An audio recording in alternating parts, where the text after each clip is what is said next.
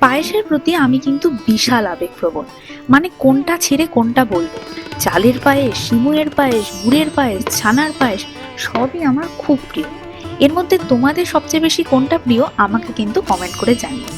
তবে এই মাখানার পায়েসটা কিন্তু আমি কোনোদিনও ট্রাই করিনি।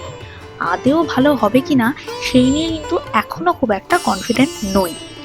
ইউটিউবে কিছু ভিডিও দেখে একটু সাহস পেয়েছি, তাই কালকে বাজার থেকে একটা মাখানার প্যাকেট কিনেই আনলাম।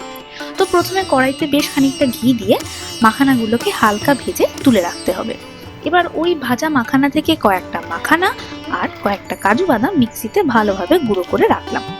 দুধটা এবার ভালো করে ফোটাতে হবে। দুধটা ঘন করতে করতে একটা কথা ভেবে খুব হাসি পাচ্ছে। এই যে আমি আজ পায়েসের প্রতি আমার এত প্রেম নিবেদন করছি, এককালে আমি পায়েস মুখেই তুলতাম না। নিজেকে কত বছর এই স্বর্গীয় স্বাদ থেকে বঞ্চিত রেখেছি। দুধের মধ্যে এবার এই মাখানা গুঁড়োটাকে যোগ করে বেশ ভালোভাবে নাড়তে হবে, যাতে কোনো রকম দলা না পেকে যায়। তারপর ওর মধ্যে ওই ভাজা মাখানাগুলো অ্যাড করেছি। এরপর কেশর ভেজানো দুধ, পরিমাণ মতন চিনি আর অনেকটা ড্রাই ফ্রুটস দিয়ে দিলেই একদম রেডি হয়ে যাবে। আহ, কি সুন্দর একটা গন্ধে রান্নাঘরটা ভরে উঠেছে।